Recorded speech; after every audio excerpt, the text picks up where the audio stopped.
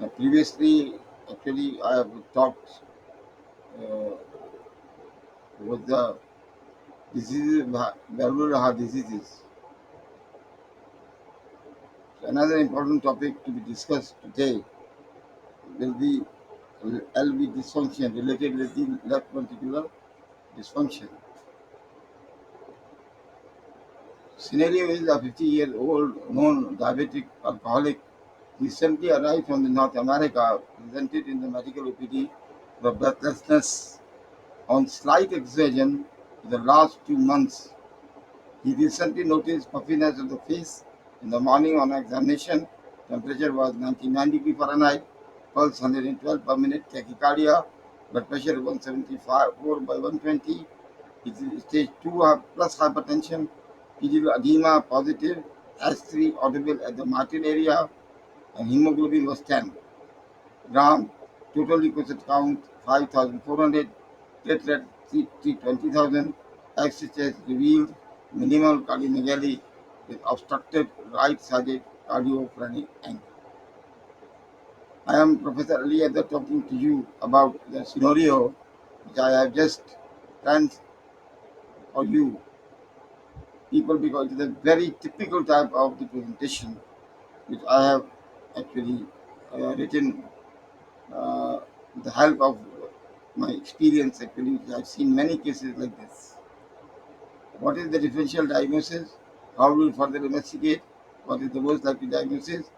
And how will you manage? Actually, clinical diagnosis in this case is left ventricular dysfunction leading to the congestive cardiac failure. So what is the underlying cause? What will be the most likely cause? How will you further investigate? It is step by step, and how will you manage? Manage. How will you manage means the, how what measures you will take. It means that it's a very typical type of the problem which I have written and drag soft data of the problem. Every student should know what is soft data. Now, soft data is this: 50 years old diabetic alcoholic person arising from the North America is a city. He is a traveler actually, and there will be a temperature which is normal one. The soft data because and the hemoglobin is 10 gram. He is anemic also, and these are the soft data. It helps in the differential diagnosis.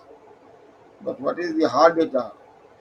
Hard data of this problem is that is the patient who was described as a soft data is presenting an OPD with a progressive, progressive breathlessness, plus puffiness of the face, plus pedal edema, which was positive, plus tachycardia, plus the added sound, S3 at the margin area, plus X-ray chest revealed the minimal cardiomegaly with obstructed right-sided cardiopulmonary angle. This is the hard data, and it will definitely helping you in the which are the most important precipitating factors which are leading to the left ventricular dysfunction and leading towards the congestive cardiac clinical in this condition. So justify most likely diagnosis is congestive cardiac failure. Some of the failure they are very diagnostic at the time of the presentation. You do not need this Frankenstein criteria, but in about 70% I will say the cases are not confidently diagnosed, or rather I will say, or in the cases of the latent type of the failure, or what I call the terminology as left ventricular dysfunction, can be diagnosed easily by this Frankenstein criteria, which is maintained by the WHO and American Heart Association. Now, major criteria and the minor criteria, Frankenstein criteria. Major criteria is paroxysmal nocturnal dyspnea. This dyspnea occurs only at the night, not in the day. Orthopnea. When he lies down straight, there is breathlessness on one-sided, on lying down, and there is breathlessness. It is called step apnea. Step apnea or orthopnea, they are, they are the same things in the different positions. Elevated jugular venous pressure, crepitations, basal crepitations, third are sound, and the radiological evidence of cardiomegaly and the radiological evidence of the pulmonary edema. You have to decide if it is cardiomegaly or not, whether it is predominant right-sided cardiomegaly or predominant left-sided cardiomegaly. Evidence of the pulmonary edema on the radiology, I have 13 and 14 type of, I will say, views I have seen. Minor criteria is extremity edema, acral edema, means pudendal edema or sacral edema, night cough, nocturnal cough, accidental dyspnea. At one time he was not breathlessness on walking. Now he is breathlessness on walking, for example. It is exertion for him now. So exertional dyspnea, hepatomegaly, it is tender. It should be tender hepatomegaly because it is congestive type of hepatomegaly. The evidence of pleural effusion on your clinical examination and heart rate is more than 120, and there will be loss of 4.5 kilogram of weight while you admitted in the patient following full-blown diuretic treatment. You lost 4.5. It is also included in the diagnosis. It is, some of the researchers say that it is diagnostic of the congestive cardiac failure. We need two major criteria or one major or two minor criteria, just the same as those criteria. Management is, first of all, you advise the patient for the complete bed rest.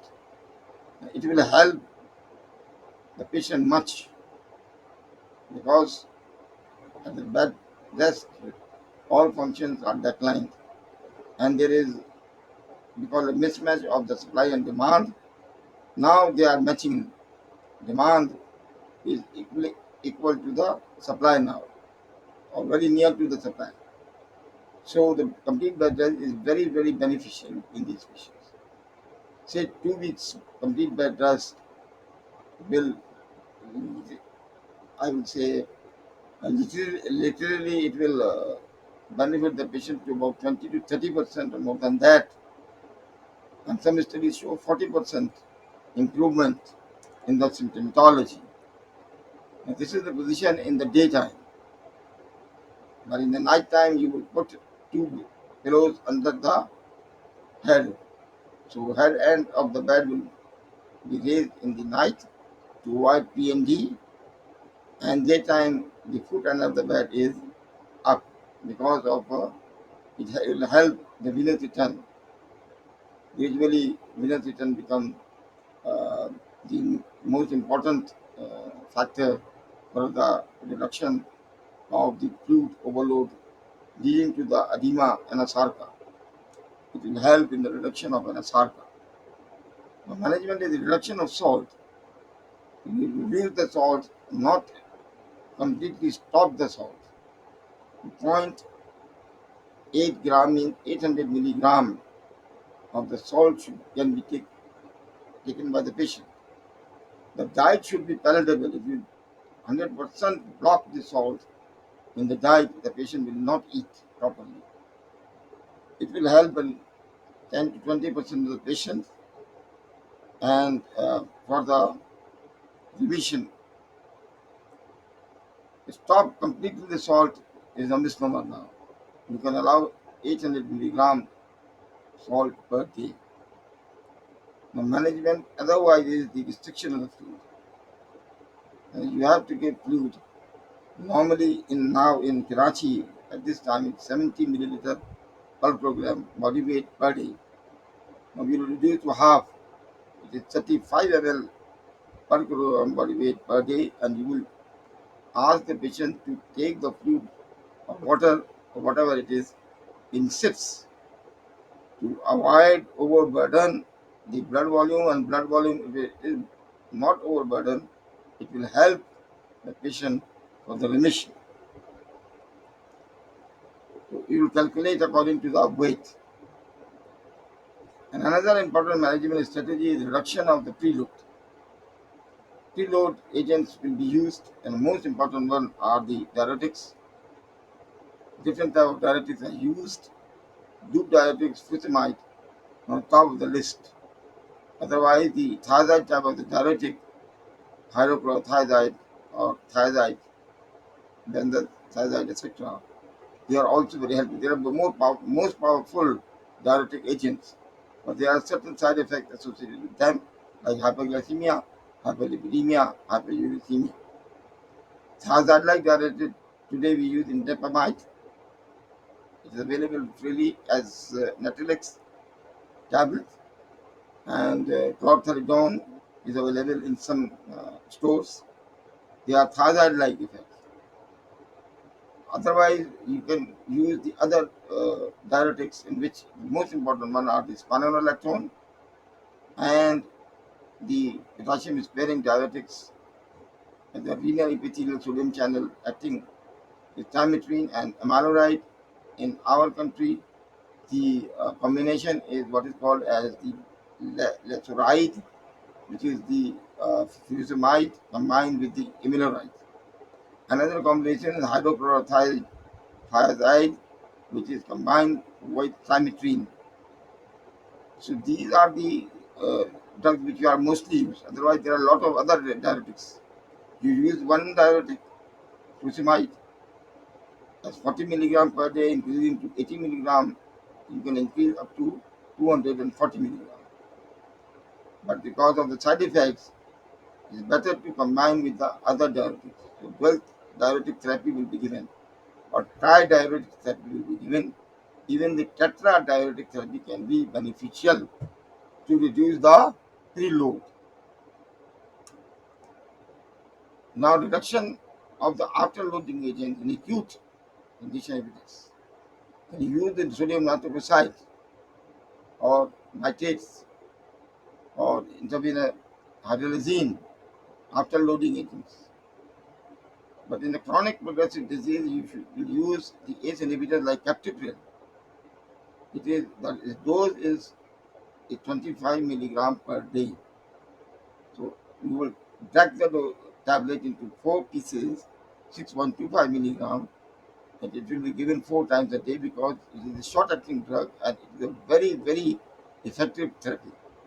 Otherwise, when the patient is stable, you can switch over to the long-acting drug like enalapril, or a linzopril, etc. The other agent we use these are receptor blockers. Rosartan 25 milligram will be divided. It's 1/4 will be used. 6.25 milligram is sufficient. Or you could use valsartan 40 milligram. That is sufficient for this patient. You have to check the systolic blood pressure. It should not be reduced to less than 100.